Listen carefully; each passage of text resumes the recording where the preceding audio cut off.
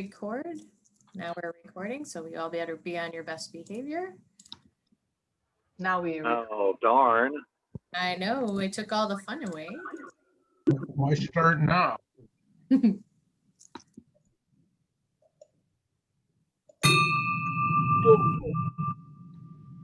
All right, welcome everybody to this, the 11th of November, 2020. I think I say this every week, but I can't believe it's that late into the year already. Tonight, we're gonna have Jim Dodmead presenting to us on Veterans Day and about the veterans that are part of our club. I just wanted to kick it off by extending my sincere thank you to everybody who's served, including their families. As I said in my email, I think it's very important to remember that my husband with the teething baby was served probably more, quite frankly, than I was when I was overseas. So raise a glass, propose a toast to all of our veterans and their families. And kick it off by asking, does anybody have any happy bucks moments? I know Emilio had a birthday this week. I do. Chris, go ahead. So last June, while we were in Hamburg, one of our puppies passed away. And Colleen and I made the decision that we wanted to get another puppy. And we found one, and we'll take possession on Saturday at 2:45 in the afternoon. Awesome. What kind of puppy? Toy poodle. Teeny tiny puppy. Yeah. Is it a puppy?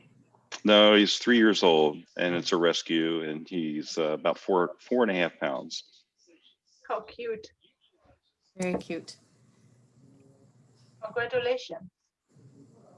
Thank you. Yeah, and he looks identical to our current dog, who is 16 years old and about 6 pounds.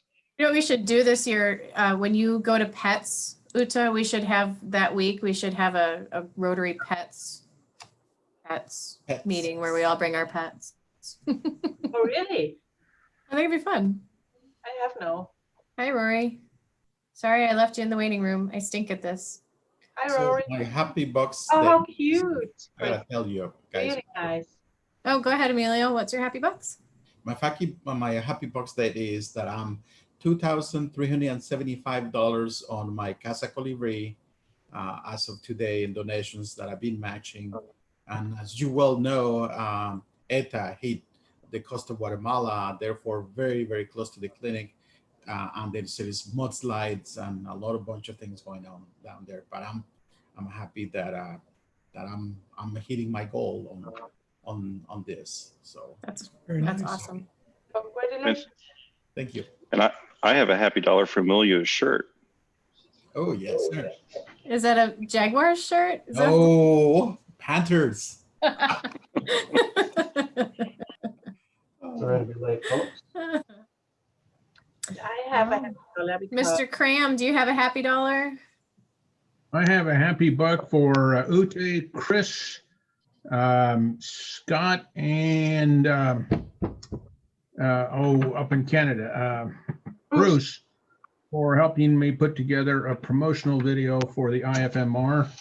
Linda has that now and will be posting it when she gets home. Thanks, guys. Awesome. That was fun. Thanks for the invite, John. thank you for bringing up the idea. It was good. Teamwork. That's awesome. Uta, did you say you had something as well? Of course, I'm leaving to Germany, guys, for weeks, So I don't know how I feel about that. You're like, I'm so happy that I don't have to see you guys for 4 weeks. I said I will try to log in next week because I'm flying Monday and I'm sure I'm still in the jet lag at Wednesday, and I will try, because I'm sure I'm in the middle of the week, in the night I'm waking up. So I will try to make the meeting next week.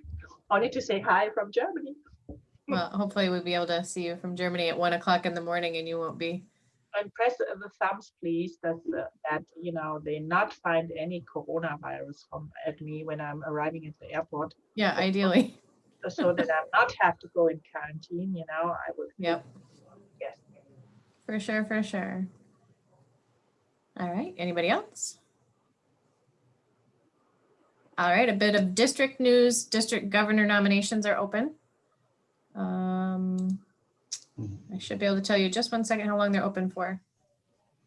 but I have the world's worst connection. So check your emails for your District 6380 bulletin for this week. It has the information on how to nominate the next governor nominee.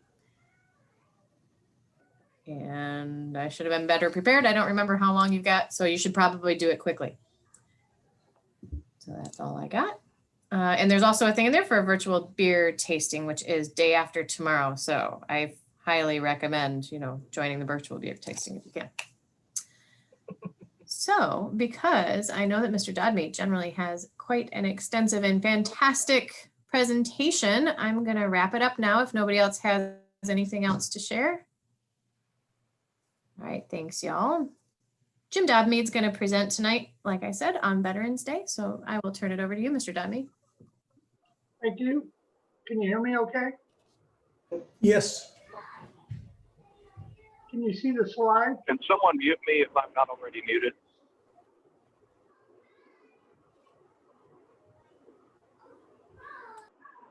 Can you see the slide? Bueller, yeah, I can see it. Yes, we can see it. thank you. All right, I want to start out by saying that Rolling Thunder was canceled this year due to COVID. It's expected that Rolling Thunder 34 will occur on May 30th, 2021. And the mission will likely remain the same. To bring attention to those unaccounted for, 86,444 since World War I. And they will also highlight the veteran suicide problem. I'd like to talk about Dr. Stephen Cromwell. May he rest in peace. Dr. Cromwell is the bravest man I ever met, and he never picked up a gun. He was a corpsman on the first wave of the landing on Omaha Beach, and the stories he told me were horrifying. I would like to dedicate this presentation in his memory, and I would like to mention that Stephen Cromwell had 50 years perfect attendance in his Rotary Club. In 1918, on the 11th hour of the 11th day in the 11th month, the world rejoiced and celebrated. After 4 years of bitter war, an armistice was signed. The war to end all wars is over. The First World War left 9 million soldiers dead and 21 million wounded, with Germany, Russia, Austria, and Hungary, France, and Great Britain each losing nearly 1 million or more lives. In addition, at least 5 million civilians died from disease, starvation, or exposure. For the most part, the people of Europe greeted the outbreak of World War I with jubilation. Most patriotically assumed that their country would be victorious within months. By the end of 1914, well over 1 million soldiers of various nationalities had been killed on the battlefields of Europe, and neither for the Allies nor the Central Powers was a final victory in sight. It is interesting to note that Mexico celebrated its first Mexican Veterans Day on September 14, 1895. Now Mexican Armed Forces Day, Army, Navy, the Air Force is part of Army, and Marine Corps is part of the Navy. Mexican Armed Forces Day is celebrated on 19 February ever since 1950, in commemoration of the decree that created them in 1917. Specialist Wendell served in the U.S. Army for 5 years from 1999 to 2004. She served in both Operation Enduring Freedom and Operation Iraqi Freedom as an Arabic linguist. She has many good and sad memories of her service. Most memorable was probably when they crossed the border from Kuwait into Iraq during Operation Iraqi Freedom. She had never seen poverty like that in her life, and there were so many kids. All of them were elated to see them, and they were running alongside the vehicles as they came through the small villages of southern Iraq en route to the Anbar province. None of them had shoes, and they were all asking for food. She cried a lot that day. She cried because she missed her son, Jonathan, who was about 18 months old. She cried because of so many strong emotions for those kids and their families. And she cried because she knew that they were doing things that would have a positive effect on their lives. While Amanda does not currently have a motorcycle, she would love to have a Triumph America or a Royal Enfield Himalayan. She previously had a Harley Davidson Sportster. I am proud of Amanda and her service. I was touched with Amanda's story because we adopted a girl in the Philippines. Her parents dropped her off when she was 6 months old, and she spent the next 6 months in the hospital. When we got her at the age of 6, she was smaller than my 3-year-old. My daughters taught her English. Now she's 39, has a master's degree. She is a supervisor with the Food and Drug Administration, and she has given me my only 2 granddaughters. Captain Jackson served from May 1981 until December 1986, which was followed by several years as a civil servant with the U.S. Army Tank Automotive Command. While serving at Camp McCoy in Wisconsin, they were processing Cuban refugees. At around 1900, 7 p.m., one day his commander asked Jerry if they would work late and finish that night, or if they wanted to break for chow and finish the next day. If they worked late, the commander said that he would make sure they got to eat. They decided to finish, but when they got done, the commander denied making any statement about food. Jerry stepped up to the plate and got the chow hall opened and sent someone into town for pizza. They had a great time that evening, and his troops always remembered Jerry looking out for them. They made sure that they reciprocated and taught him as much as possible during his tenure. Jerry also made a presentation to UN researchers at NATO headquarters and almost caused an international incident. The translators told Jerry that jokes don't translate well and he shouldn't tell it. Within minutes of starting, Jerry didn't think it was going well, so he told the joke.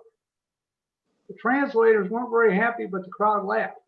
In fact, it went well enough that the French delegation invited Jerry to visit their research and development center.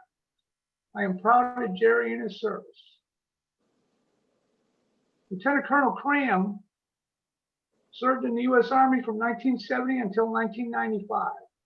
He served in Germany, Saudi Arabia, and as a combat veteran somewhere. He served as an artillery officer. Once while leading a 4.2-mile run in Officer Candidate School, the lieutenant in charge wanted all 3 companies singing the same call. Johnny had no clue as to how to do that, nor was he particularly interested in making that happen. The lieutenant got more and more livid, and at the end of the run, Indian John got to do lots and lots of push-ups. He's a member of the International Fellowship of Rotarian Military Veterans and rides a 2016 Indian. I am proud of Indian John and his service.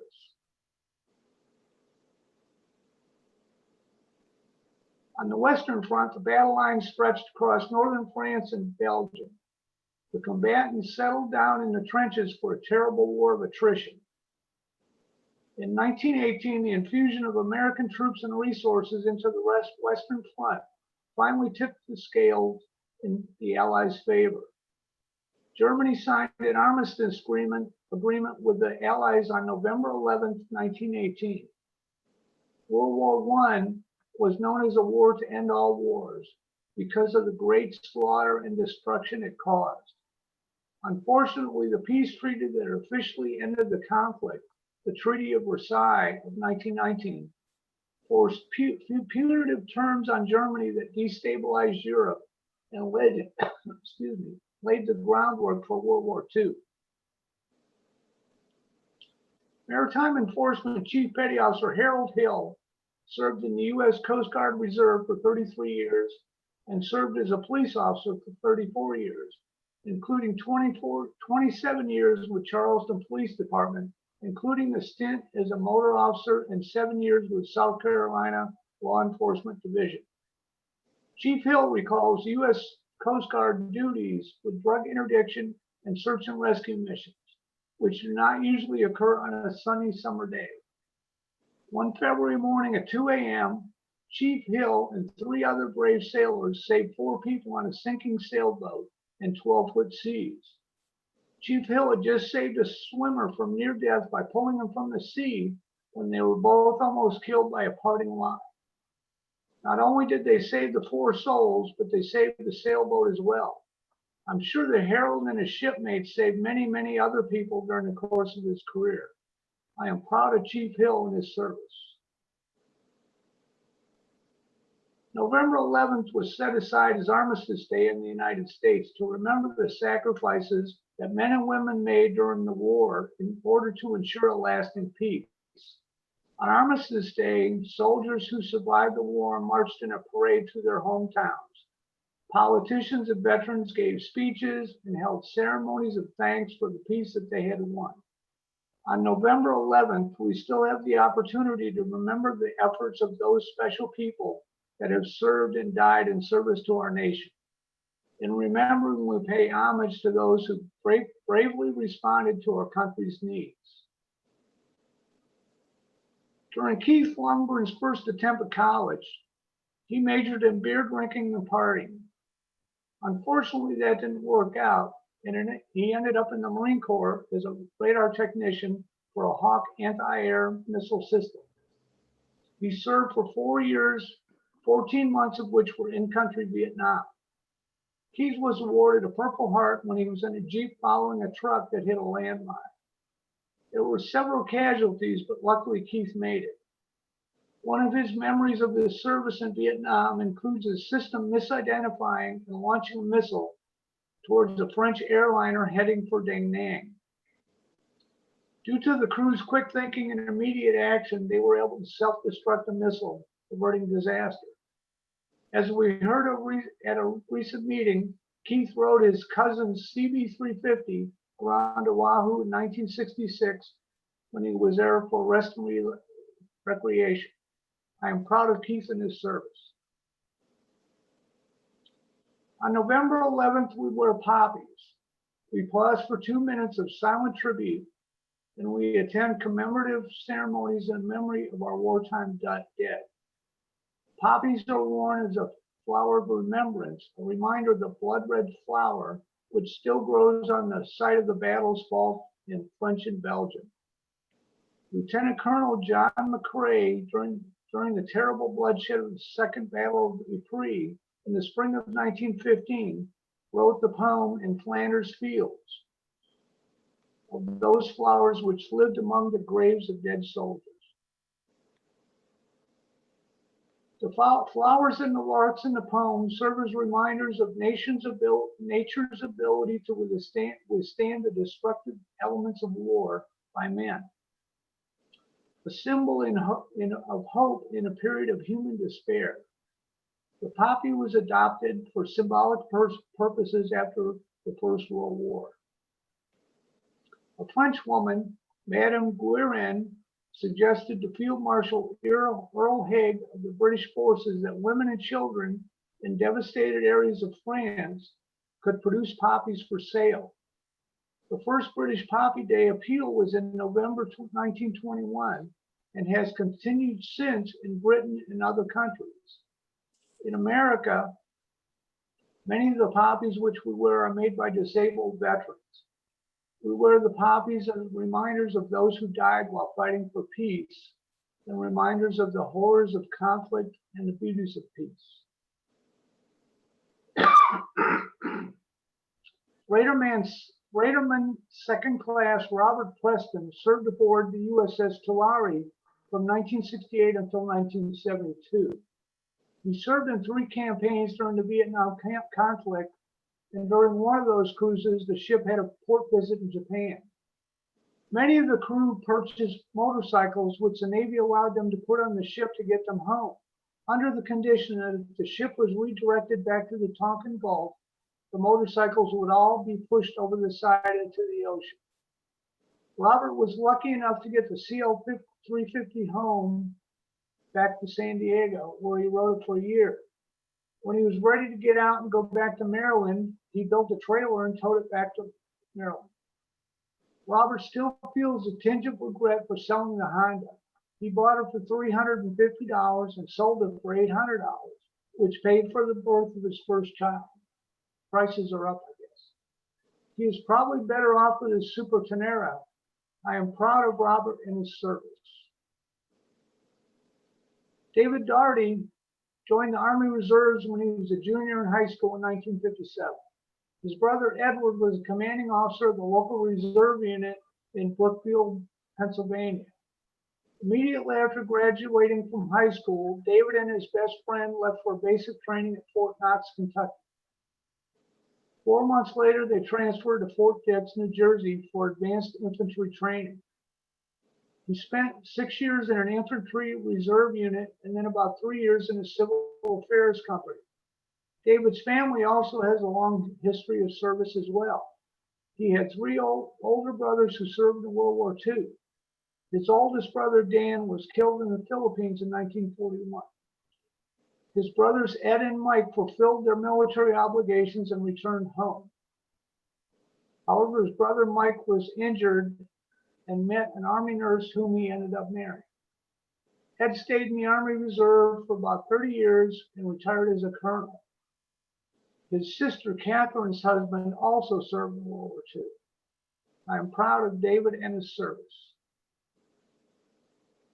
Cryptologic technician seaman Thomas Dines was assigned to Naval Postgraduate School and the Defense Language Institute to learn Vietnamese in order to function as a linguist.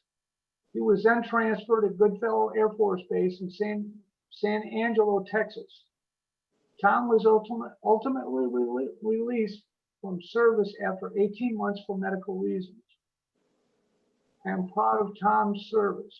Tom is currently a seasonal resident of Marco Island, Florida, and Breckenridge, Colorado. Also in 1921, an unknown World War I American soldier was buried in Arlington National Cemetery. This site on a hillside overlooking the Potomac River in the city of Washington, D.C., became the focal point of reverence for America's veterans. Congress voted Armistice Day a legal holiday in 1938, 20 years after the war ended. But by now, Americans realized that the previous war would not be the last. From 1921 to 1930, Armistice Day was held on the Monday of this week, in which November 11th fell. In 1931, Alan Neal, member of Parliament for Comox Albany, introduced a bill to observe Armistice Day only on November 11th. This was passed by the House of Commons. The bill also changed the name to Remembrance Day.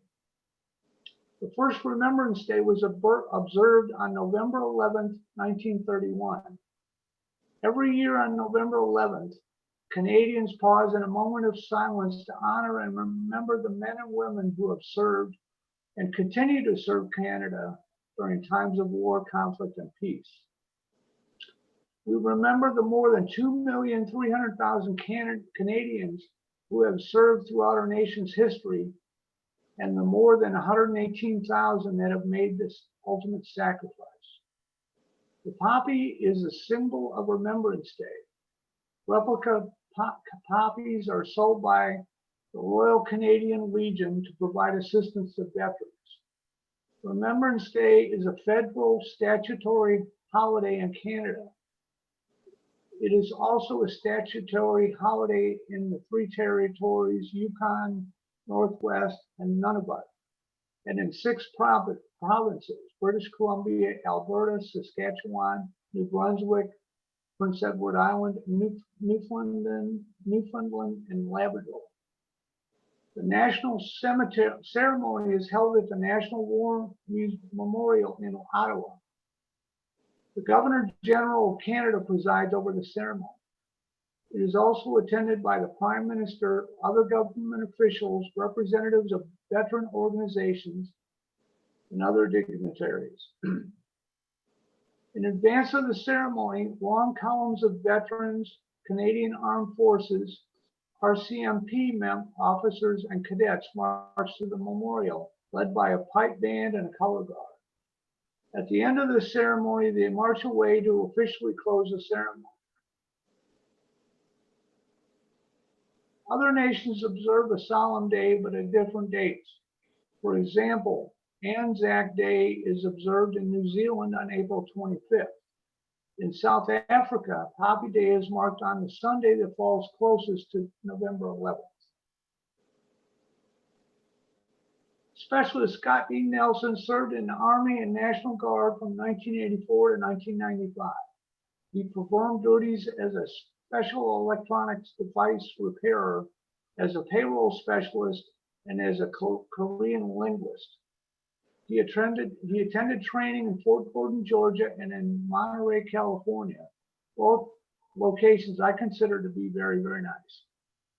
A friend of his went out and purchased a Virago and took Scott for a ride. He was hooked, and within months, Scott has his own bike, a Yamaha RD400. He has been a Motorcycle Safety Foundation instructor since 1991. From the photos, you can see that Scott has a penchant for go-fast motorcycles. He is now trying to slow it down a little and is restoring a BMW R65. I'm proud of Scott and his service. As a side note, I did an IFMR international ride in South Africa, and Scott did a ride in France. If you are even remotely considering an overseas IFMR ride, it will likely be a trip you will never forget. World War II began the following year in 1939. Nations great and small again participated in the bloody struggle. My friend, then hospital corpsman Steve Cromwell, remembered this war well. He participated in the Battle of the Bulge, had a ship go down in the Pacific, survived the Normandy invasion, survived the kamikaze attack in Okinawa, and was on the Missouri in Tokyo Bay for the surrender of Japan. A few years ago, the now Dr. Stephen Cromwell was summoned by the U.S. Congress and presented a medal. It seemed that he was the last living survivor from the first wave of the Omaha Beach landing. I am proud of Steve and his service, and I really enjoyed his friendship. After the Second World War, Armistice Day continued to be observed on November 11th. In 1953, townspeople in Emporia, Kansas began calling the holiday Veterans Day in gratitude to the veterans in their town. To this day, the Emporia Gazette publishes a list of all veterans that live in that area, including a complete list of Emporia veteran residents that have been killed in combat dating back to the Civil War. Today, about 100 Emporia residents are serving in the Middle East. Soon after, Congress passed a bill introduced by a Kansas congressman renaming the national holiday to Veterans Day. In 1954, President Eisenhower signed a bill proclaiming November 11th as Veterans Day. Paul McAfee served in the U.S. Army from February 1968 to February 1971.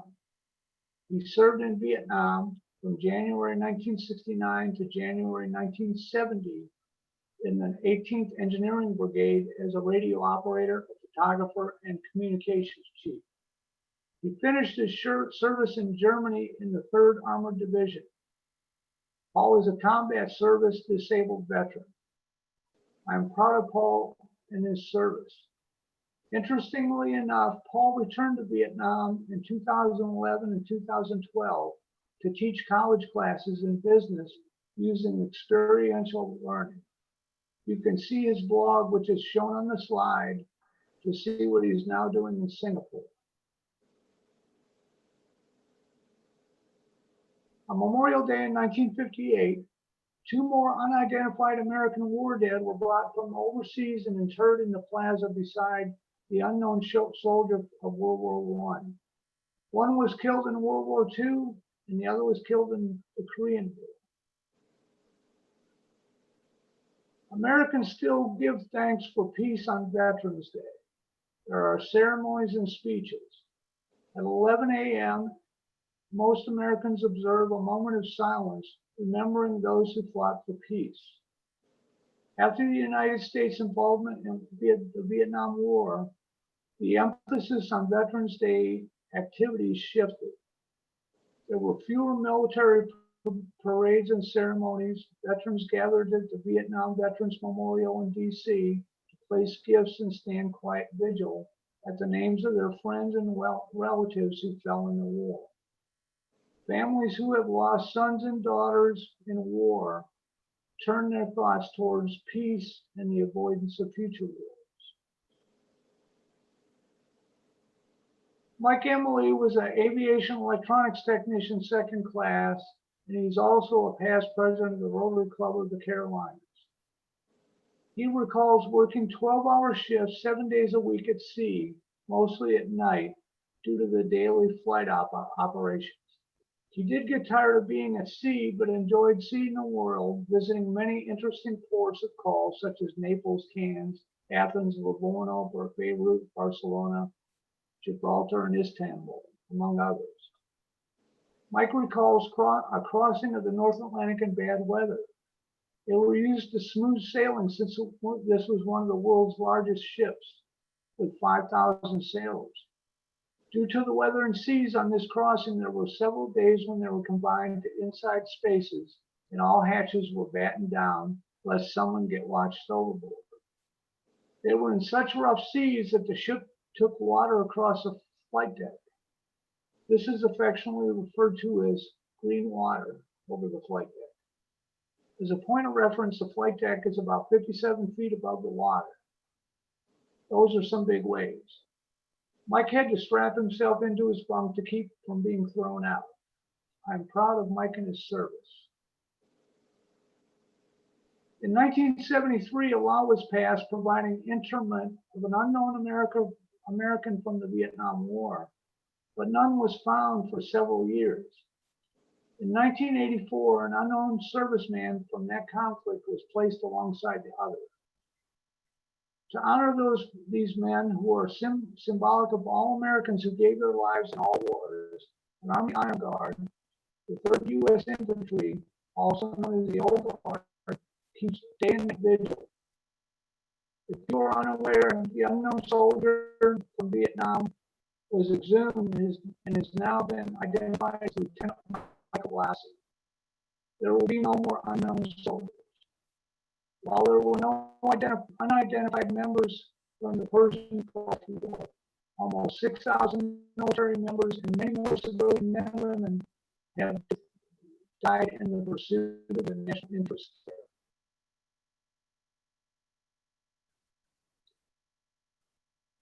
I served in the Navy from 1971 to 1993. I spent 10 years as an enlisted man and 12 years as an officer. Pictured here are my 4 ships, which I spent about 12 years on. There were a few tense moments, but in general, I enjoyed my service, especially the technology. I learned about some of the most sophisticated equipment on the planet, which is one of the reasons I still work for the Navy. I recall the time when off the coast of Vietnam, my critical ship defense system was down and half the officers on the ship were going around in the room waiting for me to fix it. They asked me once many times when it would be working, and I got a little indignant. The commanding officer bailed me out and sent those officers back to work. Hey, Jim, you're coming in a little bit broken. Can you shut your video off? I think it might help your bandwidth a little bit.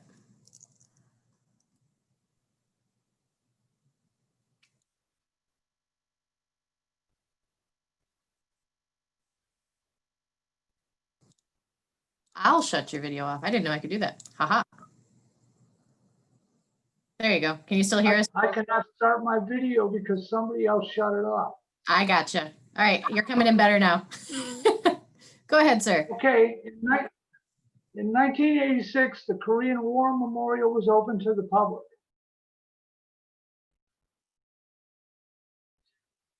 Lieutenant Ron Mead was in the Navy for 3 years from 1973 to 1976. He served in the Naval Hospital, Oakland, California, and later on the U.S. Naval Air Station in Nagano, Guam. You may be interested to know that both these organizations have now been closed. Ron remembers treating Vietnamese refugees in an airplane hangar. He was a dentist, and many of them were poor and had no access to dental care. There were a lot of extractions in that hangar. I am proud of Ron and his service. My family and I spent 4 years on Guam. Gets a lot smaller after the first couple of weeks. In 2004, the World War II Memorial was finally open to the public. My friend Dr. Cromwell was invited and given a front row seat at the opening ceremony. Today, hundreds of thousands of American men and women serve around the world in the service of our nation. So far in the war on terror, we have had 6,717 dead, 50,987 wounded, for a total of 57,614 military members wounded or killed. I hope that you will take some time to reflect on their service, sacrifices, and contributions.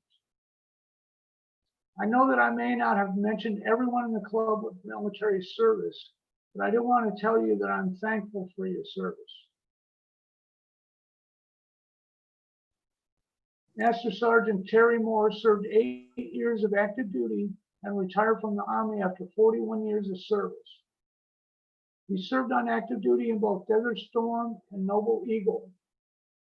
Terry started out as a military police officer and ended his career as a Criminal Investigation Division CID agent investigating crime and terrorism. Terry's day job was as a Department of Homeland Security Customs agent investigating child pornography and commercial fraud cases. He is now retired from DHS and is employed as his wife's household projects lead. When I called, he was installing track lights 14 feet up. In addition to his participation in our club, Terry also spends a significant amount of time working for District 7770. I am proud of Terry and his service. There is a relatively new Rotary Fellowship. It's the International Fellowship of Rotarian Military Veterans.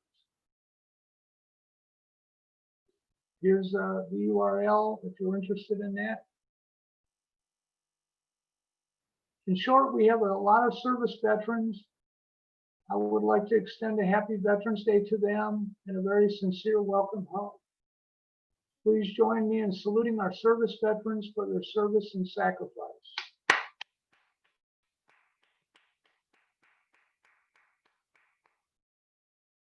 That's it. That's all I have tonight. Well done, as usual. As always, Jim, I think Well done. if you end Very, your very screen well done. share, if you end your screen share, Jim, you should be able to turn your camera back on. You're good. There you go. Sorry to interrupt you. It was a How's very that? cool, it was a very cool presentation, honestly. Thank you for all this information. Fantastic. I learned something tonight. Tom Dines just hopped in. I was just sending a note to Scott. I didn't realize all three of us went to the Defense Language Institute. What a bunch of nerds. Thanks. It was very nice to learn more about each and every one of these people. And I did want to say, Terry Moore did say to extend out to everybody that he will be back with us in January. He took a new job. He's training tonight. Cool. Cool.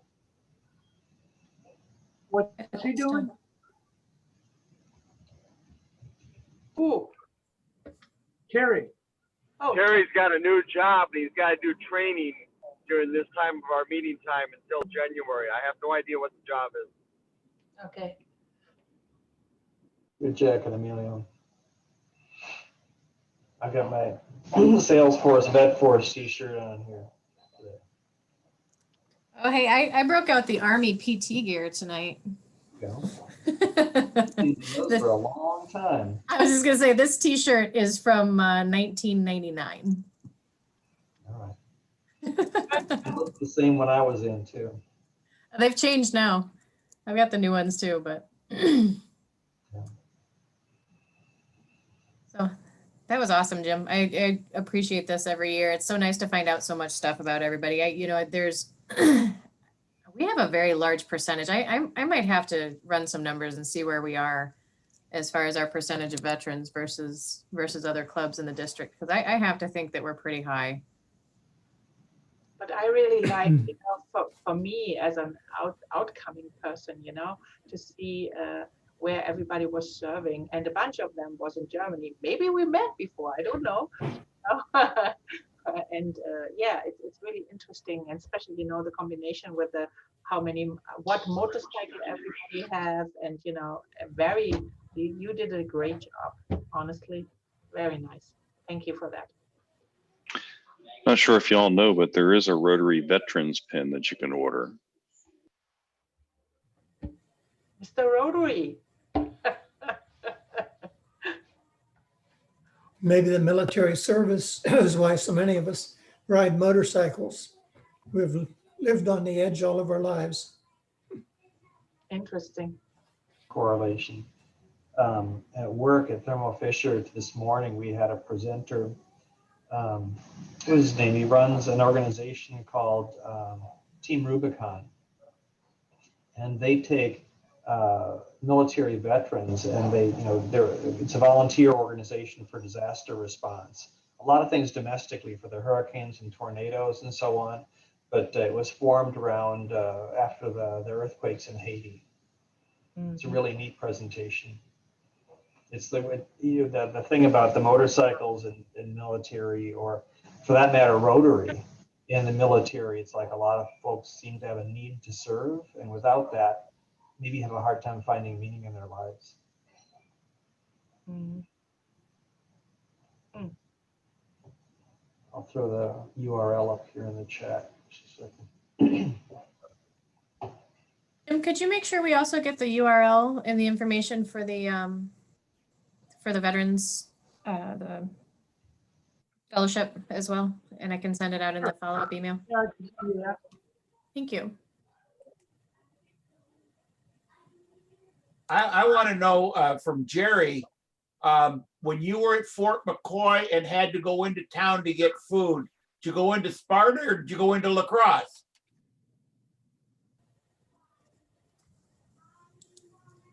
I sent troops to do it. I gave them fast to get off road.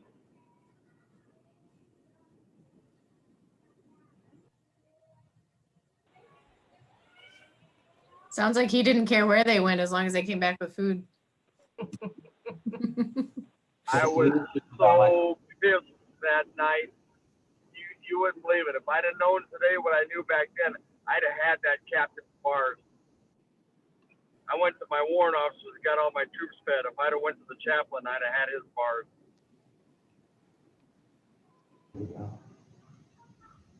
There's sometimes when you tell the troops to do something, you just don't want to know how they did it. Amen. Give me a vector. Don't tell me how to get there, please. Right. This is when the first sergeant says, Lieutenant, you need to go over there. The stuff my troops taught me after that didn't exist in books.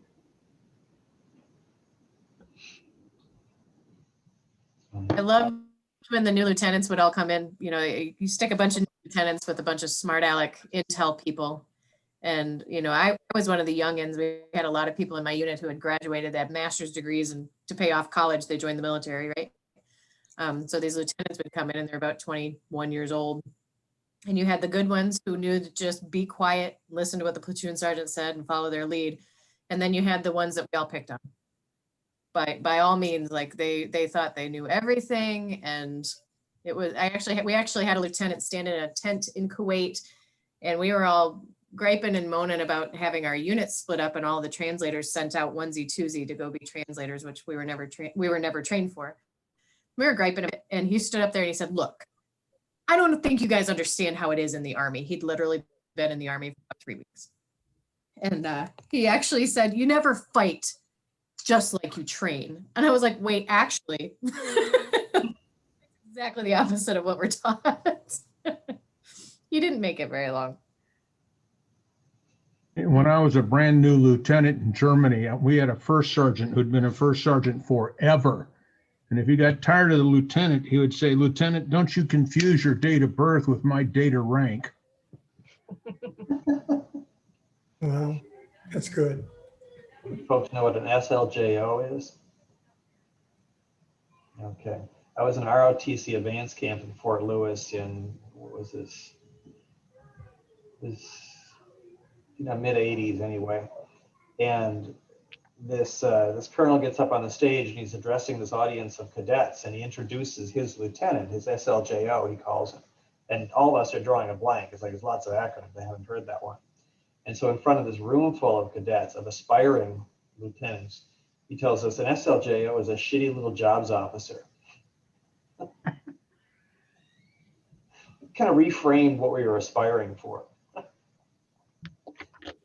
That's did right. ROTC advanced camp in Fort Lewis too in 1979.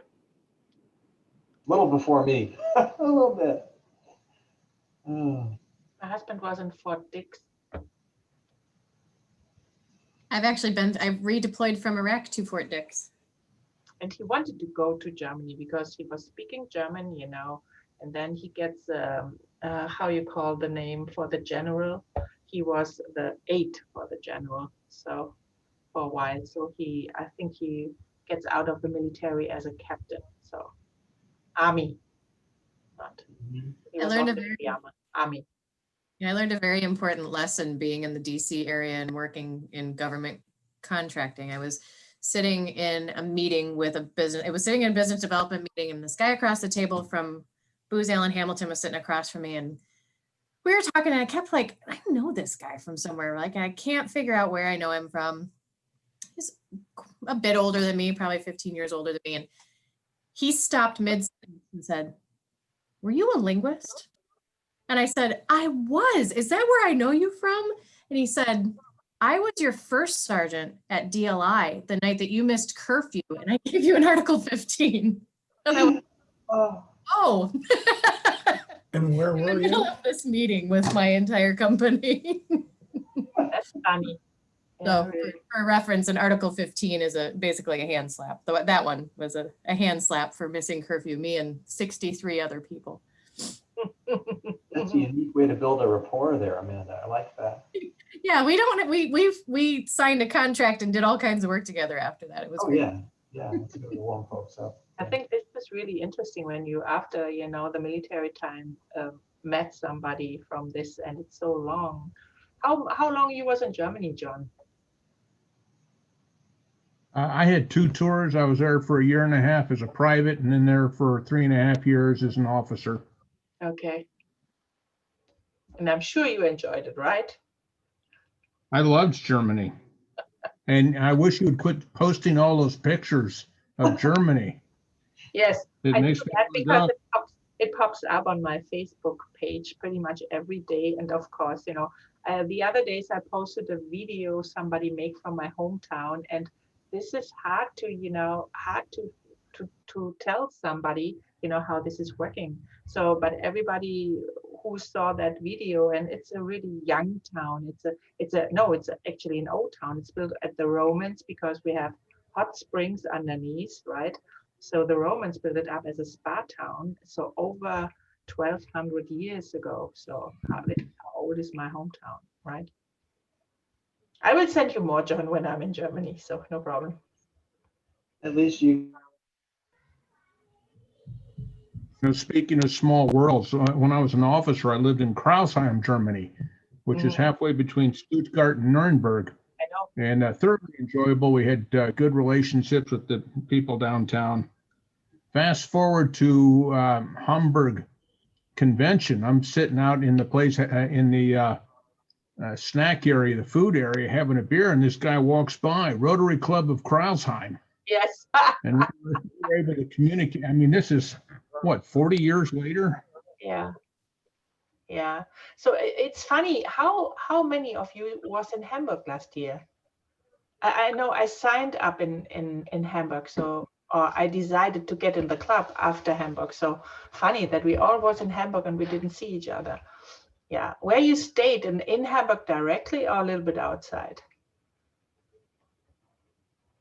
You know, in what hotel? More in downtown or in the area where the convention center was, or somewhere else? I stayed in town. I was a little bit north near the water. Yeah, Elbe. Yeah, okay. Yeah, I was in I town was- also in a Airbnb. Airbnb, okay. Yeah, we was in, I booked us in, you know, this is the same what I try to do right now for the convention in Hamburg. We booked 2 hotels in, we blocked 2 hotels in Buxtehude.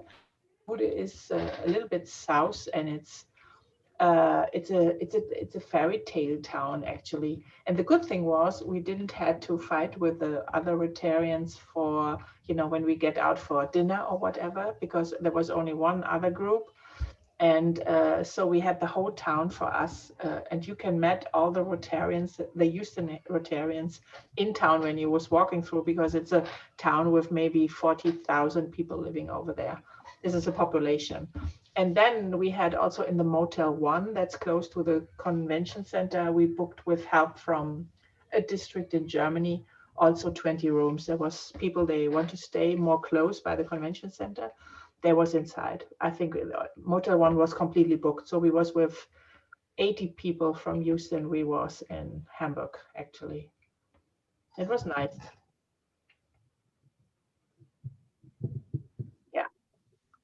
So maybe we can have that time in Houston 2022. I hope so.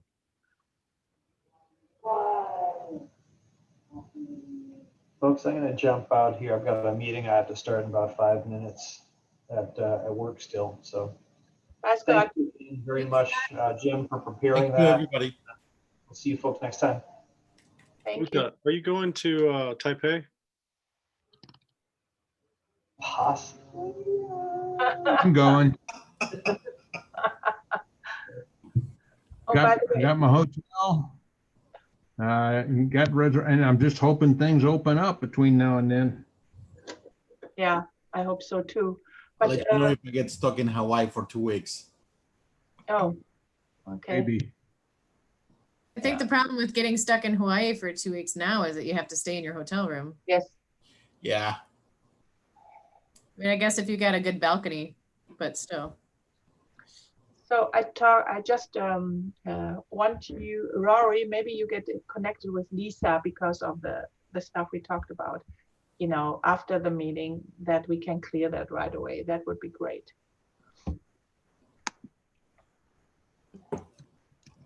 Yeah, poor Lisa. I keep leaving her in the waiting room. I don't know why. I need to assign the waiting room duties to somebody else. Can you guys see the waiting room when people pop in?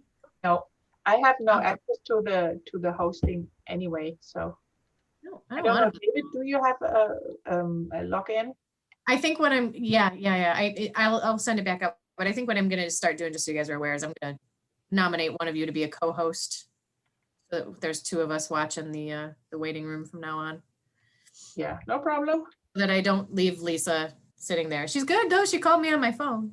Let me in. Let me in. Yeah, it's helped that I sent the wrong link too. I fat fingered the link when I sent it time too. So poor Lisa. Sorry.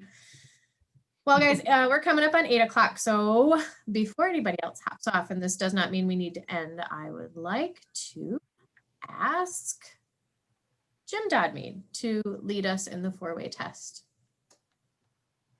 Of the things we think, say, or do, first, is it the truth? The truth.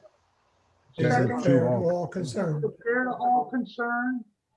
Goodwill, goodwill, better friendships. Goodwill and better friendship. Friendships?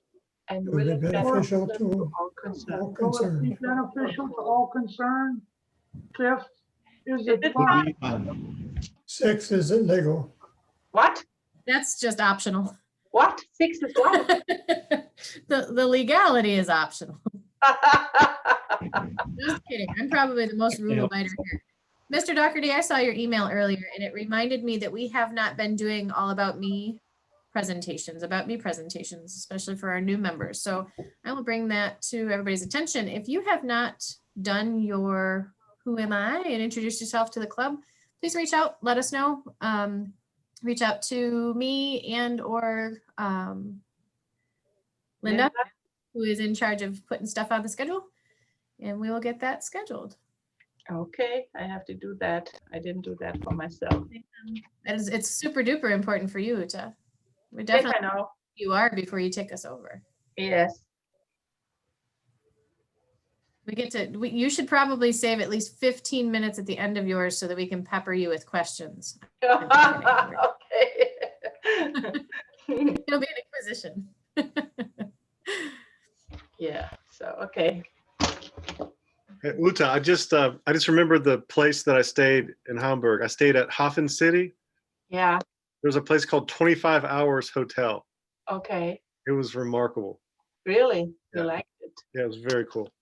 I know one day we tried to get something to eat, and it was this is what we tried to change in Houston, because on all the conventions I saw it in Atlanta, but in Atlanta that was a good position, a good place, because there was so many restaurants around the convention center that it was easier. But the most of the conventions really, with eating at the convention center at the convention, it was horrible, right? So, and we tried in Hamburg, my husband and I, one day we said, oh no, we don't like the food they served over there. And because there was also long lines, because everybody wants something, right? And then we said, and by the way, they expected something like 16,000 members. And at the end, it was 27,000. And Wow. that's why the city was so packed full, right? So, and when we went outside, there was hard to get something, honestly, because the whole restaurant was full. So we were so happy. We made the decision to go with our group out of the town, because, you know, we had no problems at all to go with a big group Yeah. to eat anywhere. And the weather was awesome at this time anyway. So, Yeah, yeah. we were far enough away to where we had no troubles eating. There's a lot of excellent seafood. I Mhm. loved it. Loved the wine. Yeah, it was a great time. I'm so glad I went. I'm coming from a wine area, so I will go back now. So I'm really excited about that. I'm so happy. I didn't saw it since Hamburg. You know, Hamburg was my last visit to Germany, so I'm pretty excited about that. Oh yeah. So when are you leaving? Monday, Monday? Wow, so close. Monday, yes, Monday I'm leaving, and then I hope I have no problem and don't have to go in quarantine. This is really an issue right now, because then I have to stay 2 weeks, you know. Be sure you have a safe and enjoyable trip. I will. Maybe I can. Maybe I can join you in the meeting next week. Then it's a little bit late at my place, but you know, I think I can do that for you. Yeah, no problem. Have a good trip, Ute. Everybody have a good night. Yeah, you too, See you. guys. Bye-bye. Bye-bye. Travel safe, Uta. Thanks for coming, you guys. I always like staying to see what everybody says at the end. I'm gonna talk. Can you believe all that? Oh, I'm gonna should probably stop the recording.